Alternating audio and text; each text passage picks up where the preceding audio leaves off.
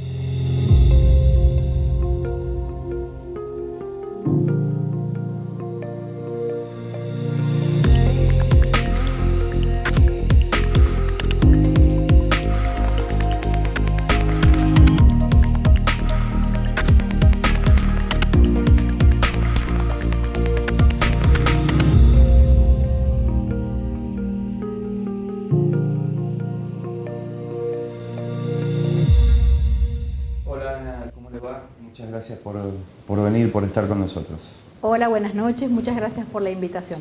Bueno, en momentos en que en la Argentina se debate permanentemente acerca de los armados electorales, tenemos elecciones hace muy poquito, la coyuntura económica no deja de dar noticias y de copar las agendas, vamos a hablar de un tema que debería ser preocupación permanente, que es preocupación permanente y que debería ser tal vez una prioridad y no siempre lo es, como el tema del suicidio. Y quiero empezar preguntándole acerca de un cambio. Antes el suicidio era un tema tabú en los medios de comunicación, socialmente prácticamente no se hablaba del suicidio, y después los especialistas empezaron a advertir y a sugerir que había que visibilizar el problema. ¿A qué se debe este cambio? Bien, hacia el año 2010 más o menos la Organización Mundial de la Salud empezó a hacer eco de que era una buena propuesta, una buena política pública el poder publicar acerca del suicidio, todo lo que tiene que ver con las causas, con la prevención básicamente, y publicó lineamientos acerca de cómo tratar la temática en medios de comunicación. Por ejemplo, en relación a cómo es el suicidio, no hablar de un tema en específico, es decir, de un caso en específico, sino ni de tampoco hipotetizar acerca de posibles desencadenantes o fotos o métodos que haya utilizado la persona, sino más bien hablar de qué podemos hacer, qué puede hacer la sociedad para prevenir. Y en 2012, en San Juan, que comienza justo con eso el Programa Provincial de Prevención, se firma un acuerdo, un acta acuerdo con los medios de comunicación para respetar todos estos lineamientos de publicación, que también atañen a salud mental en general, a todos los padecimientos de salud mental y discapacidad. Y el temor que había históricamente, que fundaba justamente este tabú, de que hablar de este tema podía llevar a que otras personas se quitaran la vida también, ¿en qué quedó eso? Bien, hay muchos lineamientos teóricos acerca de los mitos. Nosotros siempre trabajamos cuando damos charlas o cuando hacemos algún tipo de intervención sobre cuáles son los mitos acerca del suicidio. Y ¿Era un mito este? Exactamente, sigue siendo para muchas personas. Por ejemplo, de esto no hablemos, no preguntemos, porque si preguntamos le vamos a instalar la idea, o si lo decimos vamos a generar la posibilidad de que la persona lo haga. O sea que en base a un mito, algo que no era cierto, estábamos invisibilizando el problema. Exactamente. De hecho, en 2022 el lema era hablar es prevenir. Todos los años la Organización Mundial de la Salud tiene un lema para conmemorar el Día Mundial de Prevención de Suicidio, que es el 10 de septiembre. Y cada año hay un lema. Por ejemplo, el año pasado fue crear esperanza a través de la acción. Y eso va generando distintas actividades. En cada lugar se va convocando a los equipos de salud, a los equipos docentes, a realizar distintas tareas preventivas. No le pido todavía números, pero las cifras han aumentado en comparación a años anteriores. se mantienen o tal vez antes no se conocían las cifras, no había estadísticas y era imposible de trazar un comportamiento, una evolución del suicidio? En el año 2006, un equipo de personas en San Juan comenzaron a visualizar que había una problemática de salud pública, que eran esporádicos suicidios que sucedían y no teníamos números. Y al no tener números no teníamos ninguna forma de ayudar a estas personas y a sus familiares. Es así mucho menos hacer un diagnóstico y trazar un norte. Totalmente. Es así entonces que comienza a formarse una comisión que termina en 2012 generándose un programa provincial con con resolución ministerial que nos da un peso dentro del ministerio y dentro de otros ministerios, ¿no es cierto?, para poder actuar. A partir de ese año, ¿vienen en ascenso los números?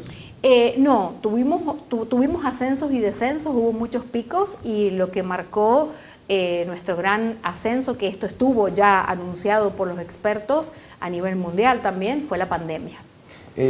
¿Actualmente hay una cifra, un índice de suicidios en San Juan? Sí, por supuesto. Nosotros tenemos un programa que es modelo de buenas prácticas en el país, porque tenemos un grupo de referentes que nos dan el dato al día, ¿sí?, de que son nuestros colaboradores, que nos van dando tanto formal como informalmente los datos, y esto nos permite tener tanto los intentos de suicidio como los suicidios consumados. ¿Y cuál es la tasa hoy? Y hoy en San Juan actualmente la tasa es de 11,5 cada 100.000 habitantes más o menos, que nos pone más o menos en la media nacional. 11,5, estamos más o menos igual que el promedio nacional. Entonces. En realidad en algunas provincias está más alto, por ejemplo en La Rioja tenemos 17,5, en Mendoza tenemos 12,5, por ejemplo en Buenos Aires hay un gran problema con las estadísticas porque nosotros tenemos un convenio con la morgue y podemos hacer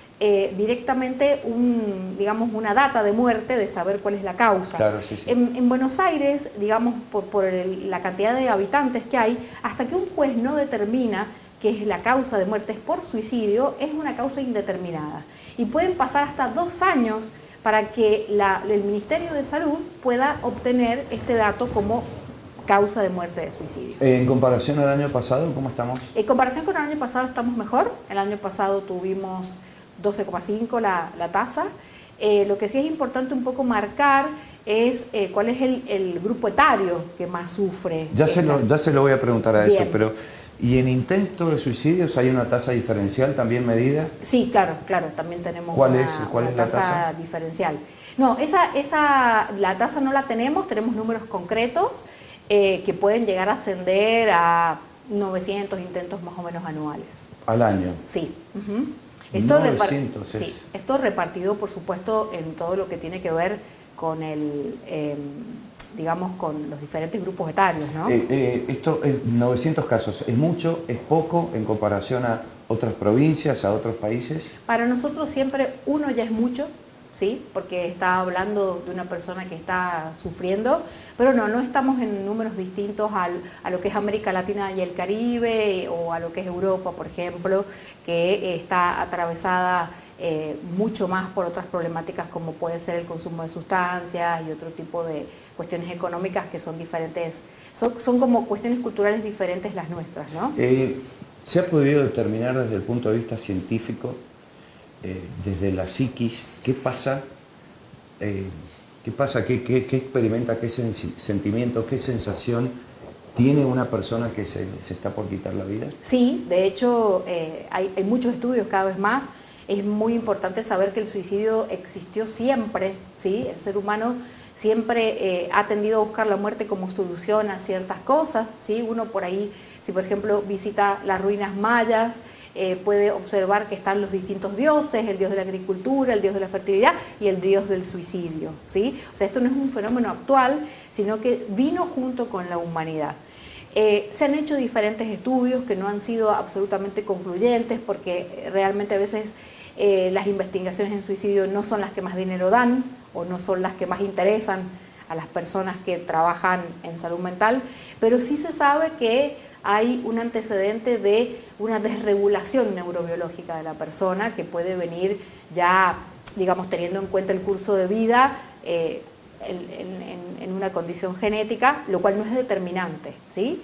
Pero puede ir generando cierto modo de estar en este mundo que hace que la persona viva el mundo externo de una manera amenazante. ¿Pero es una manera persona conflictiva. enferma mentalmente No, o no? ¿O no no necesariamente? Ese es otro mito, ¿sí? De que para tener un intento de suicidio se debe padecer o la persona tiene que padecer un trastorno mental, y en realidad todos somos potenciales suicidas, ¿sí?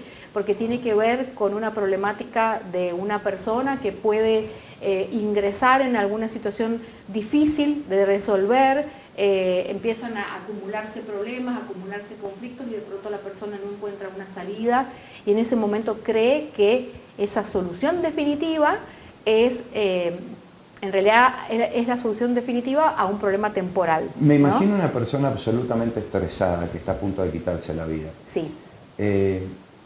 ¿Ven el suicidio o irse de este mundo como un alivio? Sí. ¿Lo ven así? ¿Lo visibilizan así? Sí, sin dudas, sin dudas. Incluso hasta pueden llegar a pensar que es un alivio para su familia.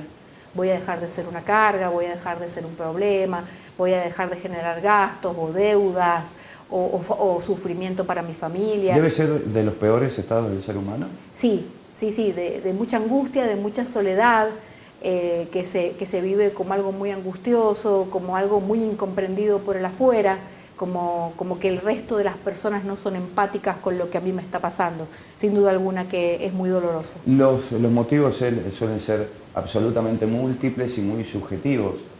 No le pido que hablemos puntualmente de los motivos, pero los suicidas suelen expresar, antes de tomar la decisión final, a través de una carta o a través de una charla con alguien, ¿por qué toman esta decisión?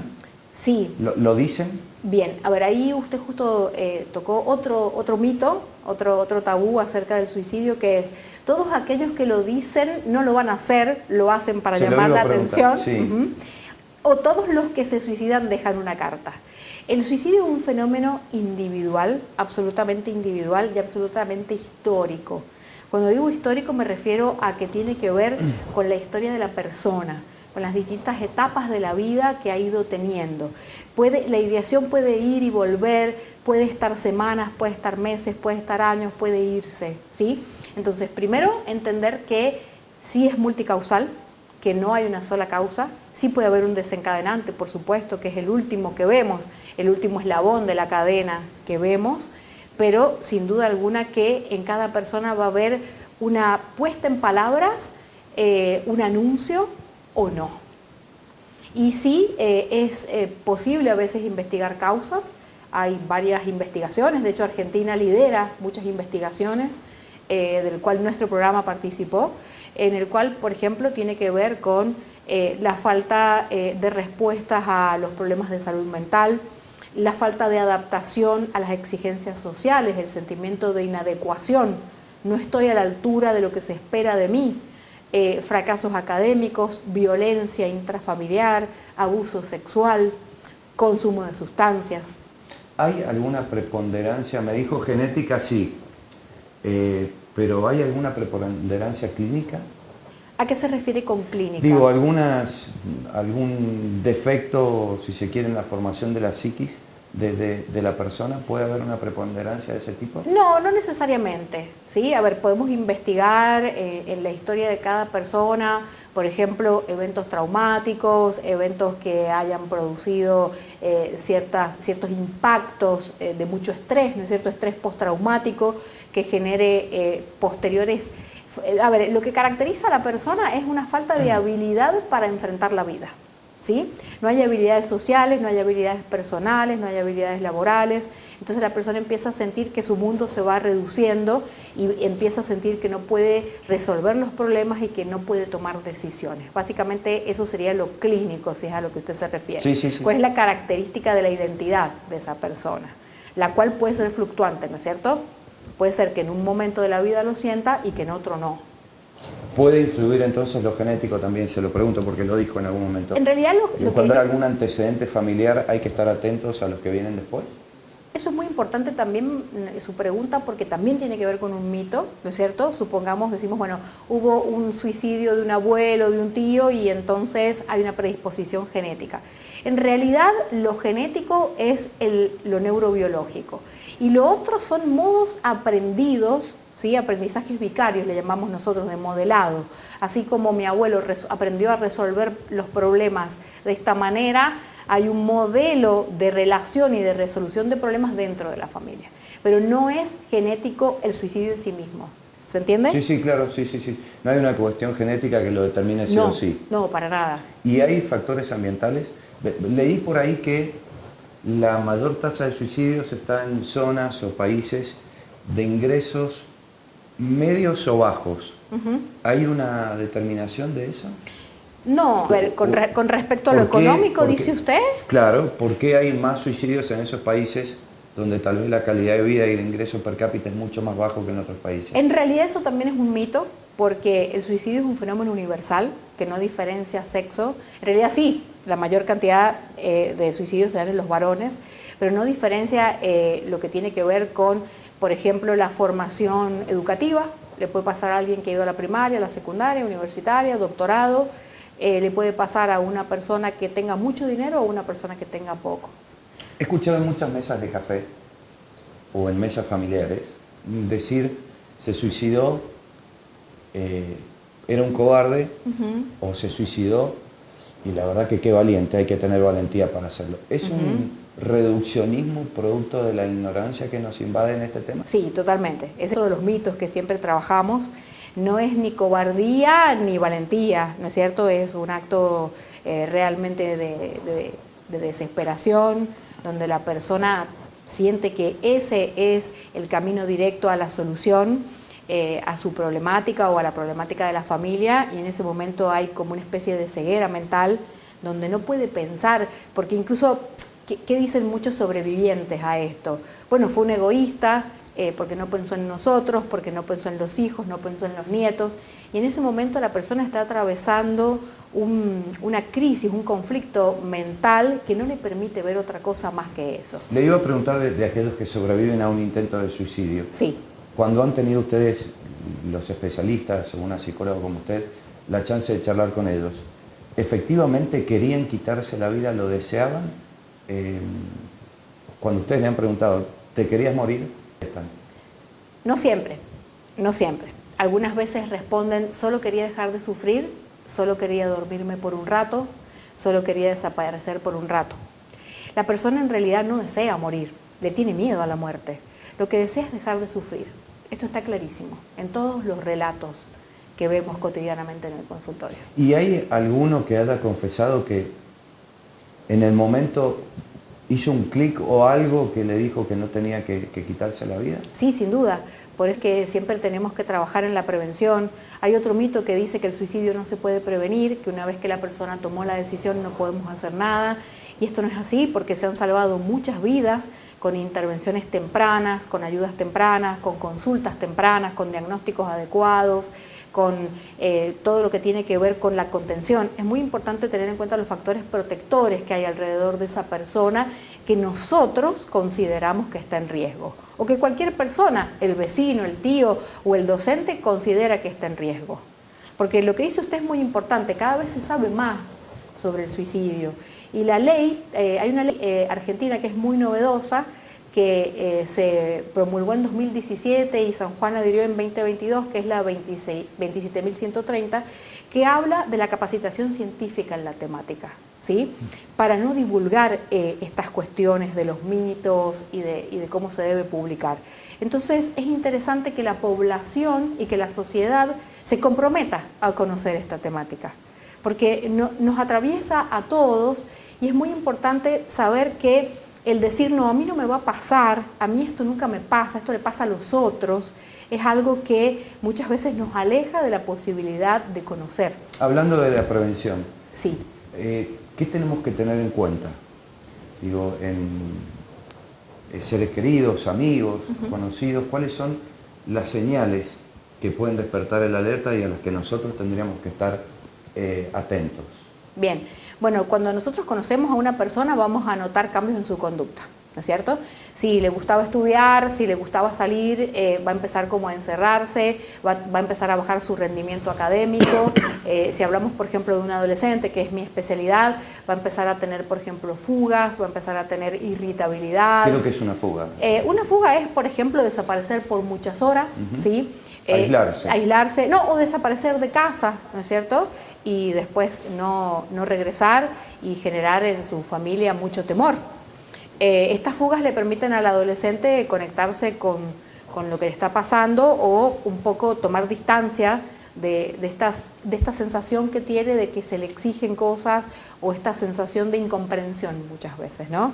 Las personas que empiezan a sentir que el mundo no los acompaña o que no encajan o que no están en el lugar adecuado, que no son escuchados, que el resto de las personas no son empáticas, son aquellas personas que nosotros consideramos de riesgo.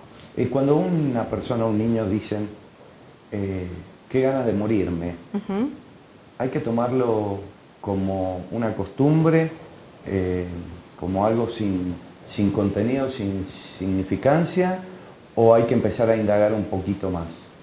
A ver, porque es común por ahí, ¿no? Sí. ¿Cuántas veces nosotros habremos dicho, uy, me moriría en estos momentos, me quiero morir? Digo, eso hay que prestarle atención. Si llego tarde me muero. Claro, hay que prestarle atención, hay que preocuparse o hay que dejarlo pasar. Bueno, por ahí los psicólogos somos bastante insistentes en esto del contexto, ¿no es cierto? ¿En qué contexto lo dijo la persona y bajo qué circunstancias? Si lo dice así, como algo que también está incluso socializado a través de los memes, ¿no? Claro, sí, vamos a proceder a la suicidación, vamos a proceder a la moridación, ¿no? Esto de, bueno, porque estoy preocupado por un examen o por alguna cosa de esta que banaliza la situación. Yo creo que todos los chicos merecen ser escuchados y que nosotros les podamos dar ese espacio. Bueno, ¿y por qué te querés morir? ¿Qué te hace creer que te querrías morir o a qué te estás refiriendo? Porque nosotros muchas veces no los escuchamos a los chicos. Y bueno, es un niño, no le demos importancia. Y tal vez está queriendo decirnos algo que no tiene que ver con el suicidio, pero sí con algo que le preocupa. Los chicos sí tienen preocupaciones, por supuesto de acuerdo a su edad, pero los chicos tienen cosas que les aquejan. Y vivimos en un mundo de estrés. Y eso no escapa a los niños y adolescentes. ¿Qué franja etaria ¿En qué franja etaria se da más comúnmente el suicidio? Bien, en todo el mundo, y incluido en San Juan, entre 15 y 39 años varones. ¿Por qué? ¿Por qué ahí? Bueno, hay distintas teorías.